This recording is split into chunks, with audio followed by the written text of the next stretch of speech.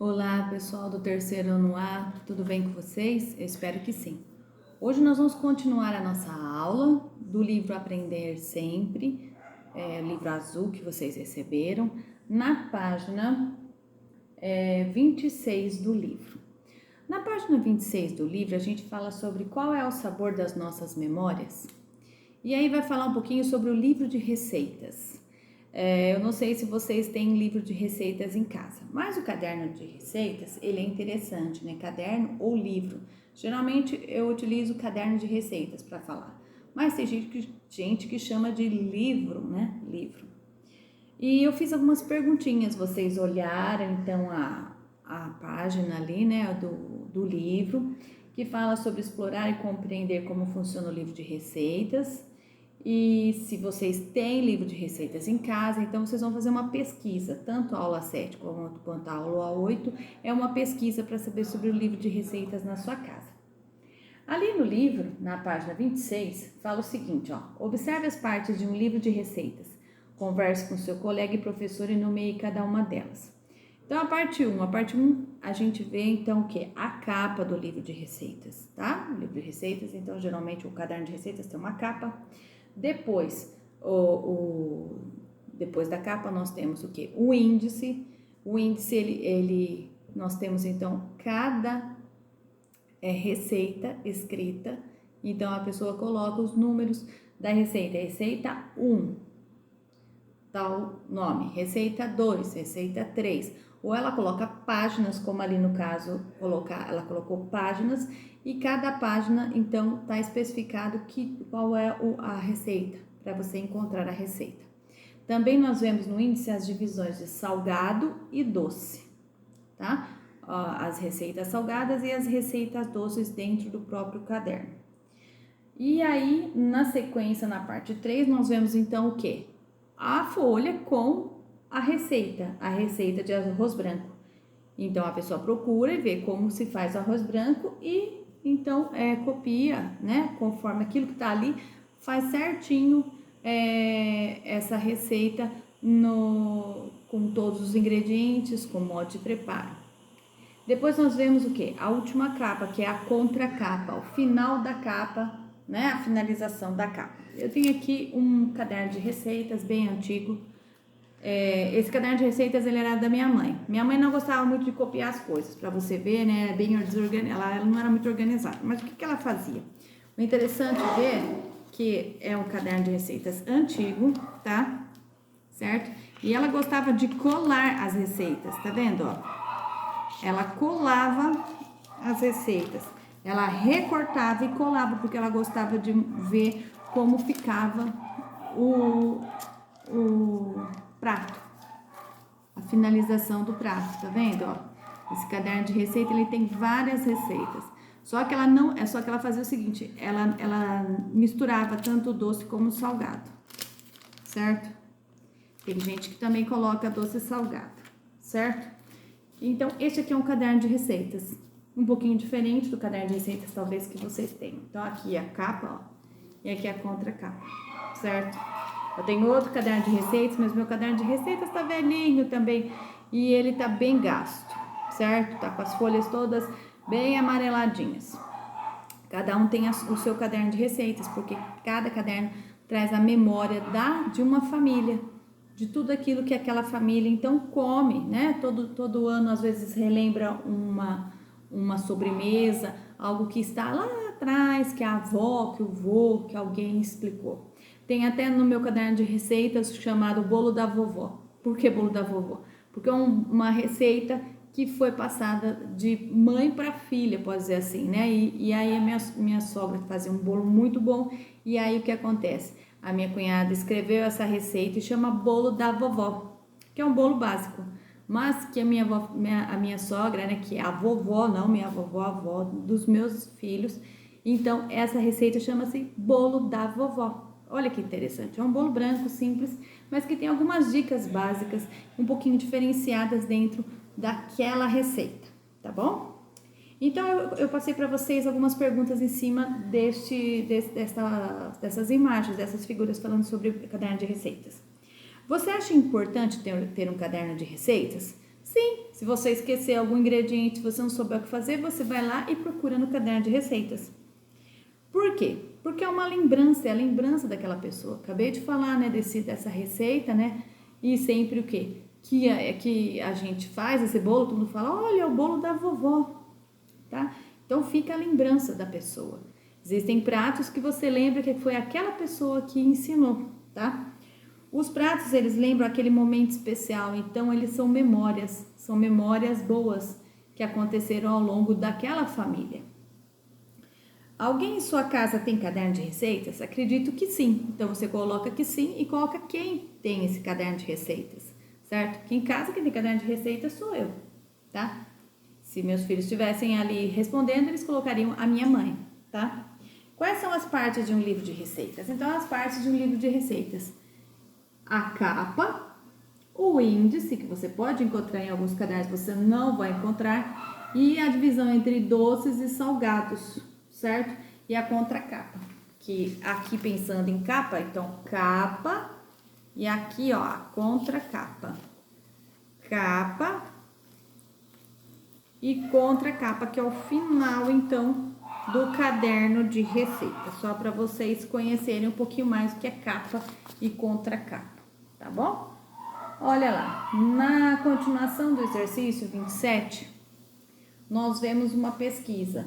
Então, você vai pesquisar, falar com uma pessoa, né? Vamos descobrir as receitas das famílias para elaborar nosso livro e vídeo de receitas? Faça uma entrevista com uma pessoa, né, da sua família sobre a receita favorita da sua família e registre abaixo.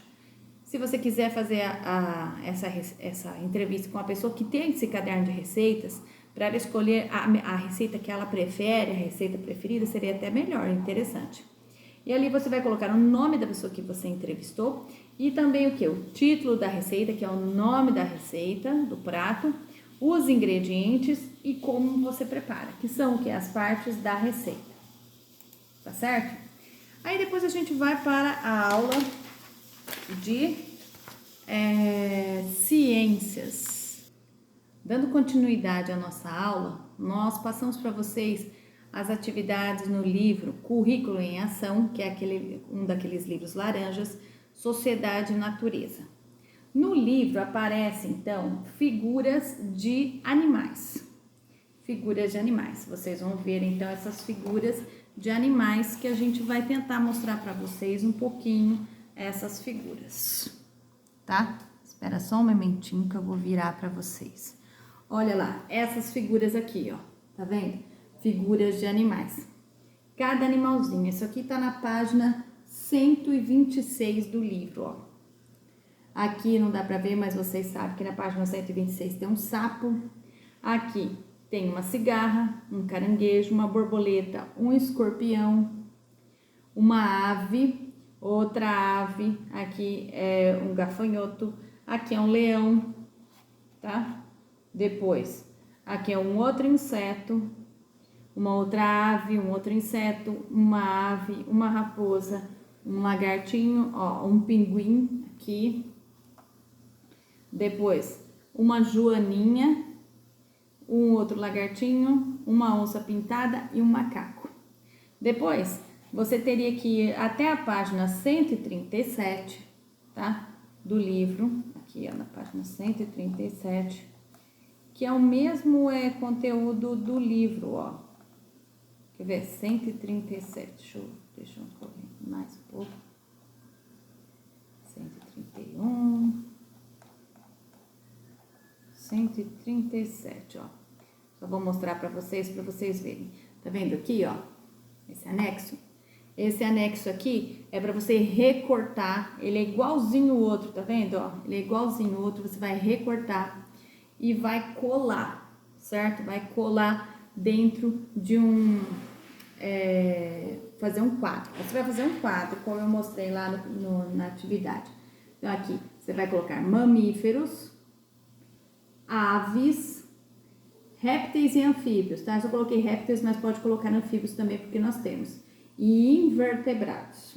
Então, pensando na diferença, o que é isso, invertebrados? Por que tá diferente? Então, pensando em vértebras, animais vertebrados. Animais vertebrados. Coloca a mão aqui nas suas costas, tá vendo? Ó, aqui é a coluna que a gente chama, coluna vertebral. Cada ossinho que você tá sentindo aí, ó, é uma vértebra. Então, os animais vertebrados, aqueles que possuem ossos, que possuem coluna vertebral, são estes, ó.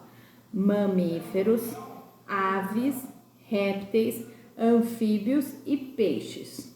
Os animais que não têm coluna vertebral, que não têm ossos, nenhum tipo de estrutura assim, então esses animais são chamados de invertebrados. Quer dizer, não tem vértebras, certo? E aí vocês teriam que recortar cada animalzinho desses, tá? Pra quê? Pra recortar e colar nesse quadro aqui que você tem que fazer no caderno. Ó, tá vendo? Aqui a raposa, essa aqui, ó, essa vermelhinha aqui, ó. A raposa, você vai colocar aqui, ó, nos mamíferos, certo? Aqui, o leão, essa parte aqui, ó, tá vendo? O leão, o leoa, né? A leoa, você vai pôr também nos mamíferos. Quem são os mamíferos? A raposa, nesse exercício, a leoa, o macaco e a onça pintada. Aqui no desenho, ó, a raposa, a onça, a leoa, o macaco aqui ó, no cantinho e a onça pintada, tá? Então, você tem que recortar e colar lá. Depois, aves. Que aves nós temos aqui? Ó, tem essa ave aqui branquinha, esta ave. Depois, na sequência, a gente tem esta ave. Depois, o pinguim também, que é uma ave, tá? Ela não voa, mas ela é uma ave, tá? Só para vocês saberem. Esta ave aqui e só, certo? Então, a gente tem que colocar 4 aves, 4 pássaros e um pinguim, que são as aves. Depois, os répteis e os anfíbios, tá? Répteis e anfíbios. Aqui, ó, tá vendo aqui? Aqui é um sapo. O sapo, ele é anfíbio, então você vai colocar ele nesse esquema de répteis e anfíbios. Depois, na sequência, você continua andando aqui, ó. Você vai pôr esse lagarto aqui, que é um réptil, e esse daqui que tá aqui embaixo, ó, também. Certo? Então, são 4.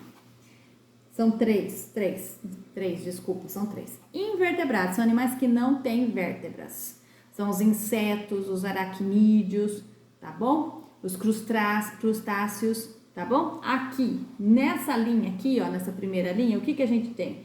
Nós temos a cigarra, que é invertebrado. Então, você vai colar no último aqui, ó. Nessa última parte aqui, ó. Tá bom? Então, você vai colar a cigarra, o caranguejo, que é crustáceo, a borboleta, depois o gafanhoto, o escorpião, que ele é aracnídeo, só para você saber, esse inseto aqui, esse outro inseto aqui, depois, na sequência, essa joaninha. Tá vendo essa joaninha? Então, você vai ter que cortar também ela e colar. Depois, na sequência do exercício, aí que você tá fazendo, você vai ver o seguinte. Eu pedi para vocês acharem características desses animais. O que eles têm próximos, parecidos. Então, mamíferos, tá? Os mamíferos. Quais são as características dos mamíferos? Da raposa, da leoa, do macaco, da onça pintada. Nossa, dos seres vivos e de todos os mamíferos que nós temos. Nós classificamos, então, os animais. Mamíferos. O corpo, ele é coberto de pelos, tá? Nós temos sangue quente. A gente nasce da barriga das mamães, então nós somos vivíparos. Nós mamamos quando filhotes, certo? É a característica dos mamíferos. Uma delas, tá? Uma das características. Depois, aves. Quais são as características das aves? Corpo coberto de penas, sangue quente também. Então, só os mamíferos e as aves que tem então o que? Sangue quente. Os outros animais têm sangue o que? Frio. Geralmente voam, tá? Elas têm asas e voam, geralmente voam, tá? E o que mais? Nascem de ovos, tá? São ovíparos, que a gente chama. E não mamam na mamãe. Você não vai ver galinha mamando na mamãe, não existe isso, tá? Depois, Répteis e anfíbios. Lembra do sapo? E o réptil lembra daquele lagarto, tá? Pensando que eles têm sangue frio, são vertebrados, animais cobertos de carapaça, que é a tartaruga, tá? Escamas, certo? Tem alguns animais que têm escamas. E pele lisa, que são as rãs e os sapos que têm a pele lisa, meio enrugada e lisa, tá? Depois, invertebrados, são animais que não possuem vértebras, certo? Vértebras, que não possuem ossos. Nós vemos os insetos, tá? Os insetos, eles têm outros tipos de estrutura que são diferenciados dos seres, dos vertebrados. Nós vemos os aracnídeos, que ali no caso, nós temos ali o escorpião. E outros mais, também temos o crustáceo lá, que é o caranguejo, tá bom? Seriam essas características que a gente pode lembrar dos invertebrados. Depois eu pedi para vocês lerem o livro, esse livro aqui, ó, para vocês lerem esse livro aqui, que é o livro de ciências, que ele explica bem essa parte. Eu não passei vídeo para vocês porque eu achei interessante a parte do livro para vocês estudarem um pouquinho mais sobre o que? Os animais, certo? Claro que a gente não vai ler tudo que tem aqui, mas quem quiser, tiver curiosidade, seria interessante. Nós vamos ler somente uma parte. Então, pensando no ser vivo, ele tem um ciclo de vida, aqui vai falar um pouquinho também sobre isso, certo? Aqui nessa parte do livro, deixa eu voltar, que vai falar um pouquinho sobre também o ciclo de vida, vai mostrar uma galinha, né? O ciclo de vida de uma galinha. Antes disso, também na página ali da atividade 1.3, vai falar um pouquinho sobre os outros animais. Mas antes disso, a gente vai ler um pouquinho essa parte, falando sobre o ciclo de vida. Então, o ciclo de vida do ser vivo, os seres vivos são as plantas e os animais. Aí, então, os seres vivos, eles têm um ciclo de vida, eles nascem, eles se desenvolvem, eles crescem, eles podem se reproduzir e eles morrem, tá? A reprodução, ele possibilita originar o quê? Descendentes que dão continuidade à existência da espécie, tá? Alguns animais, então, eles botam ovos, são chamados de ovíparos, que são aqui, a gente pode ver a avestruz, a tartaruga e o pato, tem até o desenho do avestruz. Olha que interessante aqui, ó. A fêmea do avestruz, ela choca os ovos de dia e o macho choca os ovos à noite. Então, eles fazem tipo um revezamento, até quebrar a casca dos ovinhos, dos filhotes. Animais que, então, se desenvolvem dentro do corpo da fêmea, são chamados de vivíparos. Então, lembrando, os mamíferos, e nós temos os seres vivos, seres humanos, os gatos, as vacas, os cachorros e os leões, que são vivíparos, certo? Pensando no desenvolvimento dos animais, aqui no livro vai aparecer, então, 4 tipos de animais aqui, ó, nessa página, aqui na página 93. Olha só, ó, a onça pintada, olha o filhotinho dela. A onça pintada nasce, a oncinha nasce igualzinha a mãe, ó, fêmea. A galinha também, os pintinhos são parecidos. Olha o gambazinho, que os filhotinhos também nascem parecidos. E aqui, ó, o que é isso? É a baleia, também nasce, o filhotinho da baleia também nasce parecido. Mas existem animais, que aqui vai estar falando, que eles sofrem uma transformação. Filhotes, eles são uma coisa, depois eles sofrem uma grande transformação, uma metamorfose, e aí eles mudam de aspecto.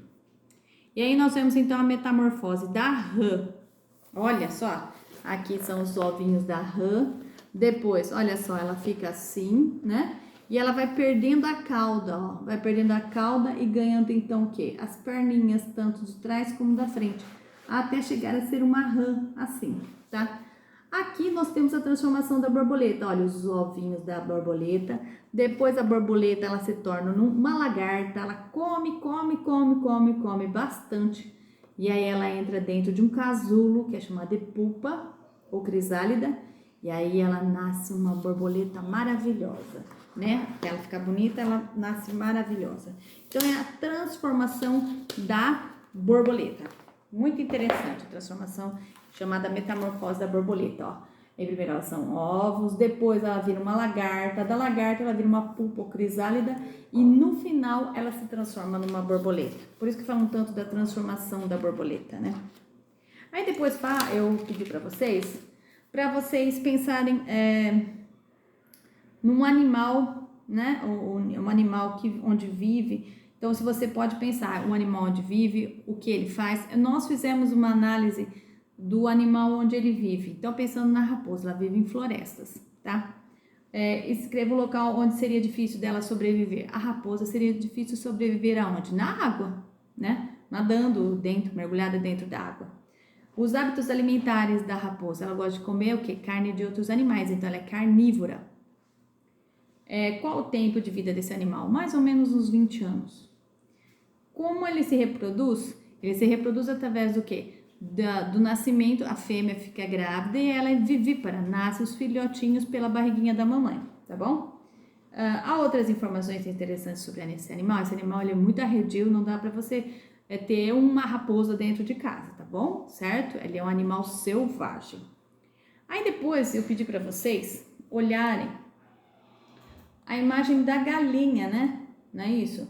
Da vida da galinha, né? O ciclo de vida da galinha, que é interessante a gente também observar, tá? Ciclo de vida da galinha. Olha lá, ciclo de vida da galinha. Aqui é a galinha, tá? A galinha, ela bota o ovinho. Dentro do ovo acontece, então, o quê? O milagre lá da formação do bichinho. Olha lá, até ele se transformar em pintinho, tá bom? Mas a galinha também ela é um ser vivo. Ela nasce, cresce, se reproduz e morre. Então, esse ciclo de vida seria da formação, então, do bichinho dentro do quê? Do ovo. A mesma coisa acontece com o animal vivíparo. Só que toda essa formação do bichinho acontece dentro da fêmea, certo?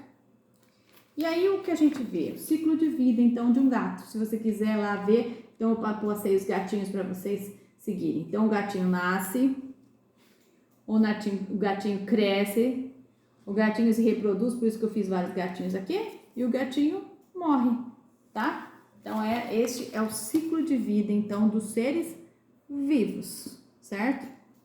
Aí, dando continuidade à nossa aula, né, que é a aula de matemática. Vamos lá? Então, esse é o conteúdo de ciências. Agora, o conteúdo de matemática. Nós estamos na página 102 e a gente está usando esses conceitos. É provável, impossível, é certo que. Então, as perguntas são as seguintes, olha lá. Vamos ver situações como prováveis ou impossíveis de acontecer. Então, a primeira situação. Página 102, vamos ver. 102 a gente já fez, né, gente? Nós vamos para outra página, que é a 103. Tiago lançou 2 dados e calculou a soma dos pontos obtidos. Associe. A soma dos pontos obtidos no dado pode ser igual ou menor que 12? Sim, se cair 6 na face e a outra 6, 6 mais 6, 12. Então, se cair menos, pode dar 11, 10 e assim por diante. Então, o que acontece, né? É certo que isso aconteça, tá? Aqui, ó, é certo que isso aconteça. Depois, a soma dos pontos pode ser igual a 11? Sim, sim, né? Ali, ó, a soma dos pontos pode ser igual a 11? É provável, tá errado aqui, ó, é provável, é esse aqui, ó, é provável que isso aconteça, esse daqui que é o certo, tá? Aí depois, na sequência do exercício, a soma dos pontos é 16? Não, é impossível, se dá somente 12, no caso, nunca vai chegar a 16, então é impossível acontecer essa soma. Depois, roda gigante e carrinhos de bate-bate. De novo, volta esse conteúdo, né? Depois a gente vai para esse exercício da página 104. No segundo sábado de fevereiro de 2020, o parque de diversões teve um número grande de frequentadores, 299 pessoas. Aí, o gerente, letra A, O gerente do parque disse ao pai de Tiago que 62 adultos e 38 crianças brincaram com os carrinhos de bate-bate. Quantas pessoas brincaram na pista de carrinhos? Então a gente vai somar os adultos mais as crianças. Olha lá, 62 mais 38. Unidade embaixo de unidade, dezena embaixo de dezena. 2 mais 8 dá 10. Põe o 0 aqui e 1 lá em cima para somar. 6 mais 1, 7. 7 mais 3, 10. Então deu 100. 100 pessoas. Tá? Brincar. Aos sábados e domingos, o parque funciona em 2 períodos e no segundo sábado de fevereiro, 95 pessoas brincaram na roda gigante. Dessa quantidade de pessoas, 45 participaram dessa atração no período da tarde e as demais no período da noite. Quantas pessoas brincaram no período da noite? Então, você vai ter que fazer uma conta de menos. Ó, o total, 95 menos 45 para chegar no período da noite, tá? Que esse aqui é o período da tarde. Então, olha lá, unidade embaixo de unidade, dezena embaixo de dezena. 5 menos 5, 0. 9 menos 4, 5. A resposta, então, 50. Aqui, né? Vamos para a continuidade, exercício C. Quantas fichas foram vendidas para a roda gigante e para o carrinho de bate-bate no segundo sábado de fevereiro? Então, olha lá, na roda gigante, tá escrito aqui, ó, 100, que é o primeiro exercício, é o bate-bate, né? E na roda gigante tá escrito aqui, ó, no segundo exercício, 95 pessoas brincaram na roda gigante. Então, a gente vai o quê? Somar o bate-bate com a roda gigante, ó, 100 mais 95, que é igual a 195, certo? Esse é o exercício. Depois, a gente vai para o exercício D da página 105. Quantas pessoas não brincaram nessas 2 atrações do parque nesse sábado? Quantas pessoas não brincaram? Então, a gente vai fazer o seguinte, 299, que é a quantidade total, 299 menos 195. Olha lá, unidade embaixo de unidade, dezena embaixo de dezena e centena embaixo de centena. A gente sempre começa pela unidade. 9 menos 5, 4. 9 menos 9, 0. 2 menos 1, 1. Então, ficou 104. 104 pessoas não brincaram não brincaram nas 2 atrações do parque, tá bom? Então, vai fazendo, vai tirando as fotos e organizando o caderno, que logo chegam aí as atividades aí das provas. Então, coloque o seu caderno em ordem, coloque tudo em ordem, porque a gente vai, vai colocando em ordem esse bimestre, que é um bimestre curto. Então, preste atenção nas atividades e faça com calma, vai enviando aí as dúvidas, que a professora tá aqui para poder te ajudar, tá? Uma ótima noite para vocês. Tchau, tchau.